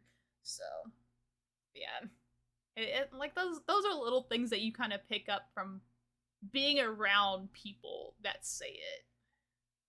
I don't see that as something that's like, oh, my mom used to say open. Now I would say it, even though I wouldn't if I was never around her. So, oh no. It was weird. Alright, next. We got time for a couple more. I will go with... I'll go with the Gundam series. because so this is my first Gundam series that I ever watched back on the Toonami days. And it's G Gundam. It is the one that initially Gundam fans hated before Gundam Seed came out, and they all decided they hated Gundam Seed. Because this is the one where every country has a Gundam and they fight in a tournament to see which country has the best Gundam. Kind of thing. Okay. It is also the most iconic because this is the one where I don't know if you would have encountered it as much.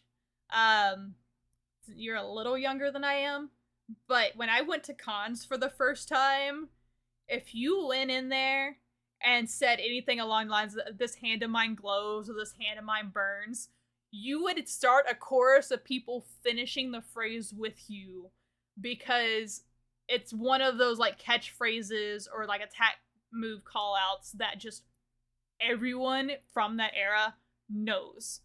The fact that I haven't watched the series in 10 years and I can still quote the entire thing word for word without hesitation is kind of terrifying. That is kind of terrifying. And the fact that I know the different renditions of it because it changes depending on what Gundam he has, because he has Shining Gundam at first, so he has the Shining Finger, and then he gets the Burning Gundam, then he has Burning Finger. So slight changes to the wording, but the wording's kind of the same, other than, you know, the Shining and the Burning. But it's the main character, Domon and Rain. So throughout the series, Domon is he's participating as the representative for Japan. Rain is kind of his I don't think they ever actually give a word for it, but I would say we'll just go with secretary, because she's kind of in charge of like the maintenance of his stuff and staying on top of him and who his next fights are, and like making sure he's ready for fights and stuff like that. They're childhood friends. He has another motive because he's trying to find. He ends up fighting his brother, who is, you know, masquerading as another fighter in the tournament for another country. Blah blah blah. But she kind of like sticks with him throughout the entire series, and she's there to support him on his quest for revenge, and she's there to like be there to pick him up whenever he either loses a fight or whenever he has to like, you know, has some sense talking into him, because he kind of flies off the handle because he's a little bit of a male shonen protagonist. Basically. Oh, okay. Yeah. Yeah. So he has the typical, you know, dramas that a male protagonist would have in that era. But she ends up like she shows some strength where she ends up having to pilot his Gundam in his stead at one point. And the way these Gundams are piloted, by the way, these are not the normal controls that you'd normally see. They end up going into this mech, and it puts on this giant latex suit on them, and they actually enact the fighting moves, and the Gundam just mimics it. And okay. But she has to, you know, go through the process of having this latex suit kind of pushed onto her, and it's like a circle that drops on their head and it just pulls down over them. And she's like almost being crushed by it because she's not strong enough to withstand the like the pressure. Yeah, I guess in a way. And she does it with kind of like in an effort to save him in a way. But there's a lot of little cute moments. They do it. It is a canon ship by the end of it. I don't think that's really a spoiler because it's Gundam series. Male character always has a canon ship at the end. Just kind of happens that way. If you've watched any Gundam, it happens. But yeah. It's cute because this is the first one that I actually the only one I've seen where the canon ship is someone he's known since childhood. Because most of them are just like they meet him along the way and then they fall in love for plot reasons, kind of thing. So to see his childhood friend and his like overseer, his maintenance, his secretary person, you know, be the one that's keeps him on the right path and is there through him for everything. I like it. It's cute. It's one of the OGs for me from the Toonami days. Super iconic. Hell yeah. What you got? Anyways, this is one I added last minute because I forgot about them until I looked down at a button. And I realized, all right, I love them too. That is Akane Tsunemori and Kogami Shinya from Psycho-Pass. Okay. Yeah. Have you seen Psycho-Pass? I have not. You can spoil it though. It's fine. It's not really much of a there's not really much to spoil. Okay.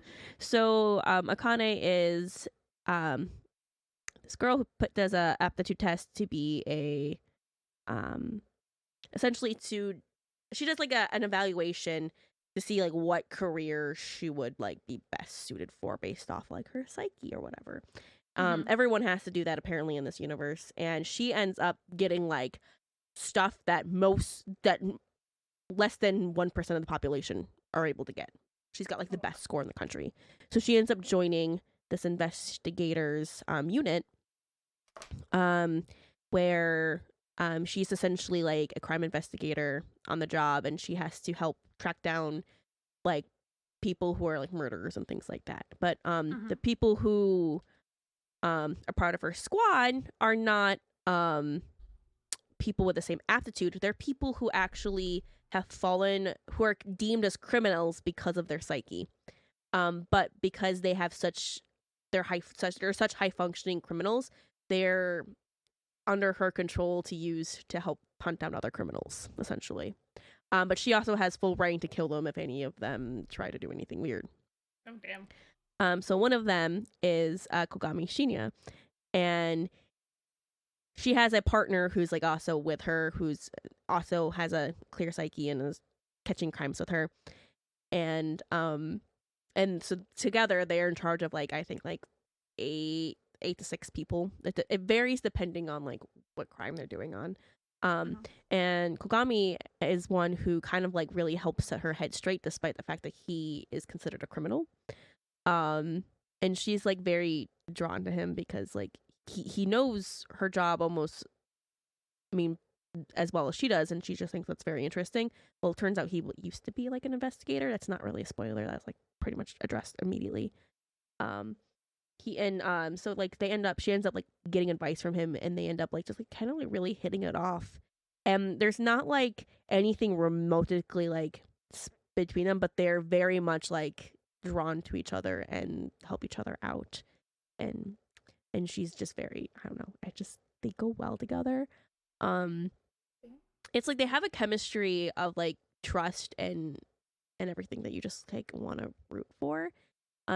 Even though it's not this is definitely not like a romance by any means. Like, I mean, there's like sexy stuff in it, but it's not like a romance. They just like they have a really nice strong bond through this crime fighting, and they go through a lot. And it's very good. And it really explores also like the psyche of the mind and how things can affect your brain and stuff. So I like them together. I think they're pretty nice. So, okay. Yeah. And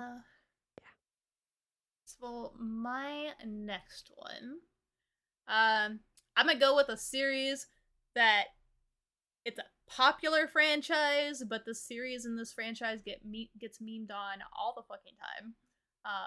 But I actually watched it all when it was airing, and I liked it.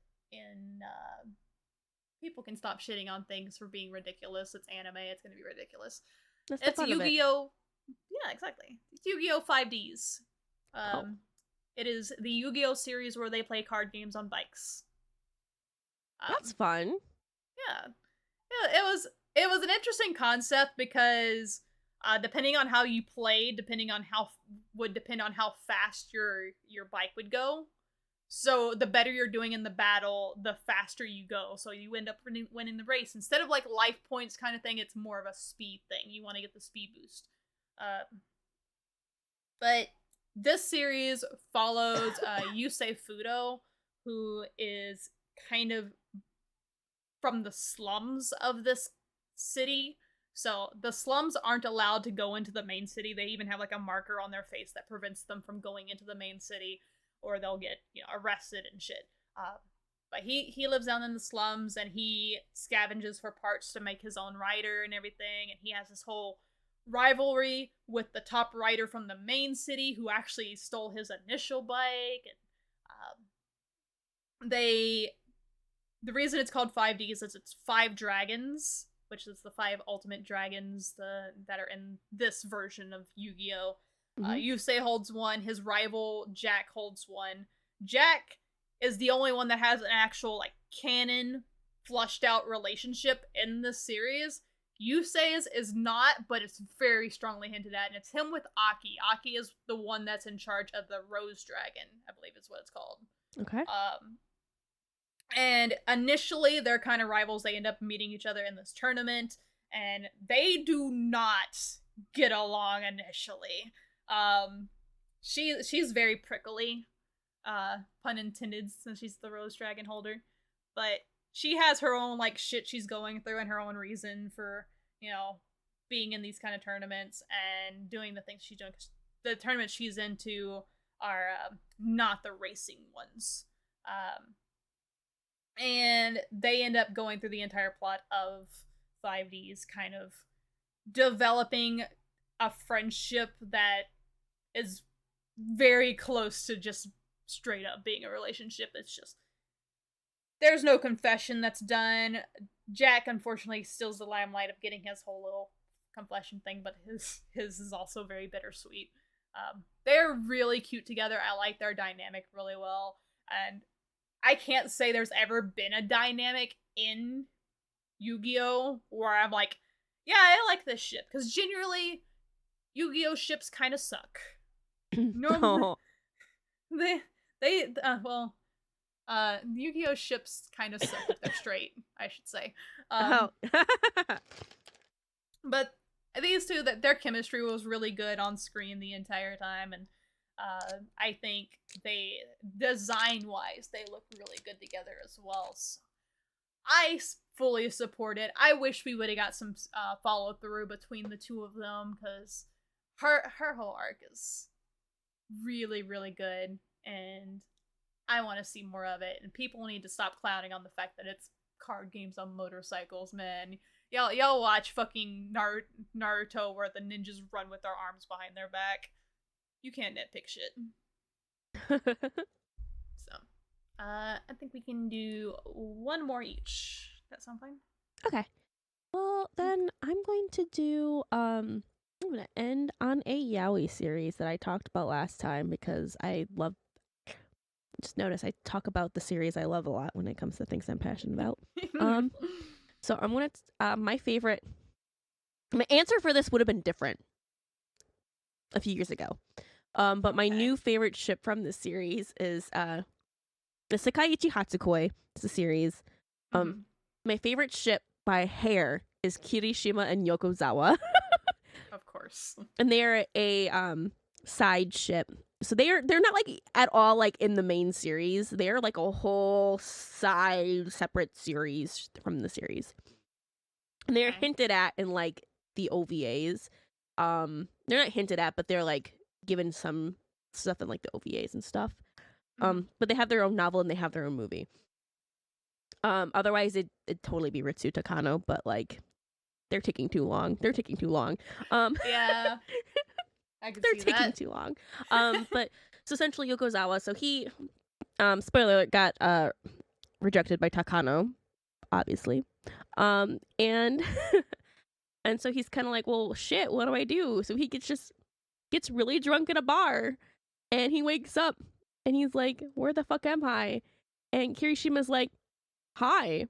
And he's like, what the fuck? Did I just sleep with a random guy, much less a co-worker? Because Kirishima is the editor of their shonen magazine and the publishing place that they work, while Takano was the shoujo one.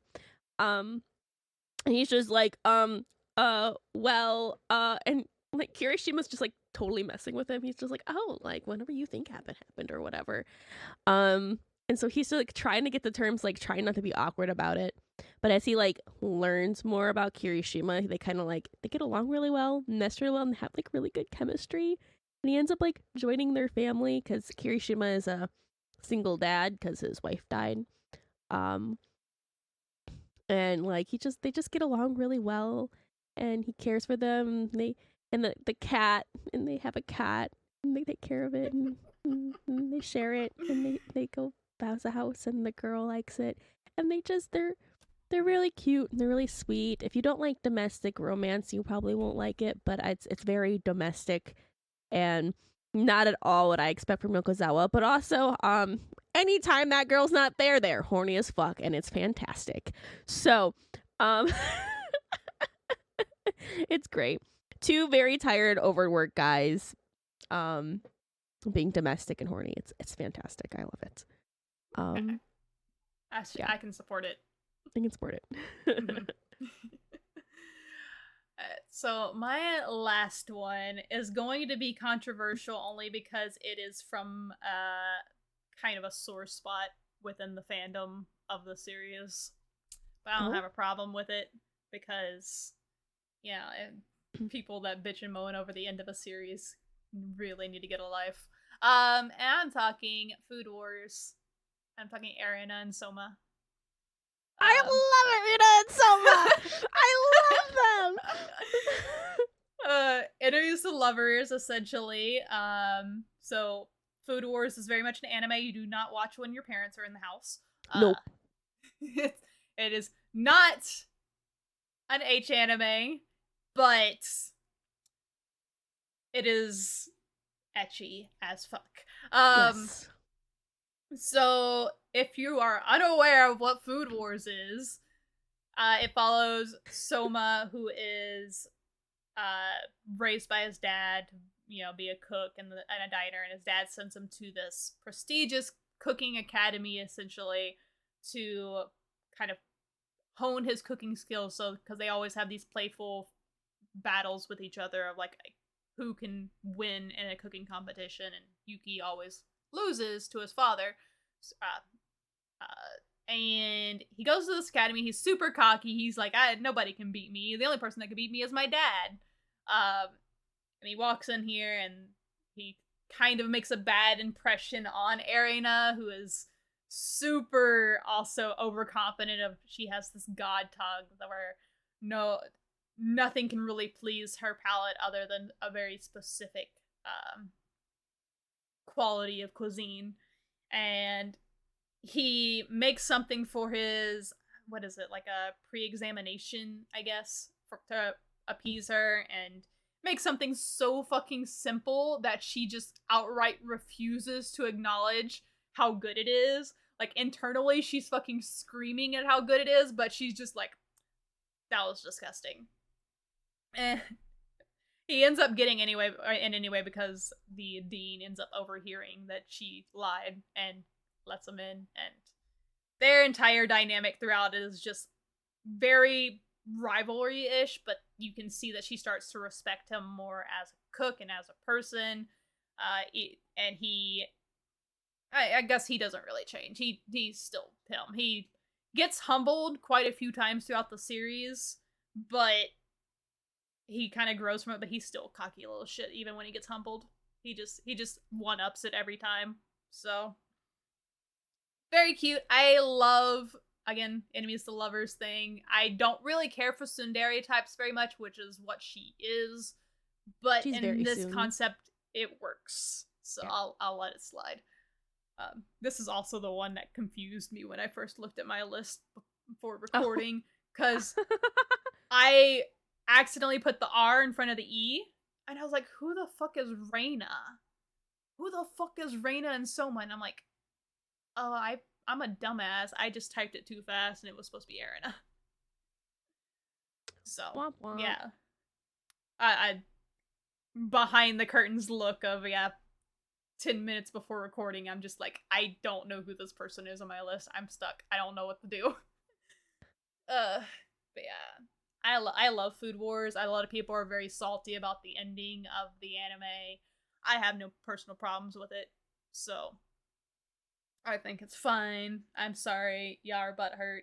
because y'all didn't get the thing y'all wanted, but we did! Ha ha! Yeah, exactly. Sucks to suck. Maybe you get some more taste. Go back to watching your shitty isekais. You can get all the, wish fulfillment you want with your mediocre waifus. It's fine. They would have pretty babies. Unlike Ino and Sai, they would have beautiful babies. They would have beautiful babies. Right. We love babies now. Right. Alright, so I think that concludes us for this one, and then we'll be back in 2 weeks for a new episode. Yeah. Do we want to go through our honorable mentions real quick? Just quick rapid fire, or no? I actually don't have any honorable mentions, but if you want to do it, go ahead. All right. Speedrun. This is every ship I have listed that I did not mention. Shigure Hattori from Fruits Basket, Toru and Rin from Fruits Basket, Ichigo and Rukia from Bleach, Byakuya and Yuzu from Bleach, Ishino Masaki from Bleach, Gin and Rankiku from Bleach, Shanzas and Suna from KHR, Dina and Hibari from KHR, Miki and Yu from Marmalade Boy, Yukino and Arima from Kare Kano, Kiku and Sukeroku from Showa Rakugo Shinju, Kai and Sai from Piano no Mori, Kaguya and Shirogane from Kaguya-sama Love's War, Nakaba and Caesar from Donnie the Arcana, Narumi and Hirotaka from Watokoi, Haruki and Kaji from Given, Shiharu Matsunaga-san from Love So Life, Konatsu and Yotaru from Showa Rakugo Shinju. Okay, there you go. That's fair. See, I had some on my list, but I was like, if I need to talk about them, I can, but I don't feel the need to. Because they're I don't want to talk about the series. So yeah. I was like, I had backups in case we needed more, but they are very much the backups for a reason. They're not honorable mentions. They don't deserve that. No, minor. I had a hard time. So I had like alternatives and just be like, okay, like I have alternatives, but I kept picking from like the list because like the whole first top of the list is like the same series over and over and over again. Right. As I saw when you sent me your list for the last episode, so I can do the thumbnails. Oh yeah, I'm gonna send you this list too. I'm gonna put the ones I actually talked about on top, and then you'll see the honorable mentions. Right. So where can they find you? They can find me at Lady Shio on Twitter. I did make a Blue Sky account, so I'm Shorin's on there. I'm Shorin's on Discord. I am Shorin's on on Twitch, and then I'm Shuri Sudami on YouTube. Yo. And I am Cyan Kincaid on Twitter and Twitch. What are your favorite ships? What are ones that we miss out on? Let us know. And you can tweet at us on RiceCon Podcast on Twitter. You can also check that out for any updates regarding this series and anything else we're working on. We post episodes bi-weekly, so every other week, every other Tuesday. And see y'all next time. Yep. Bye!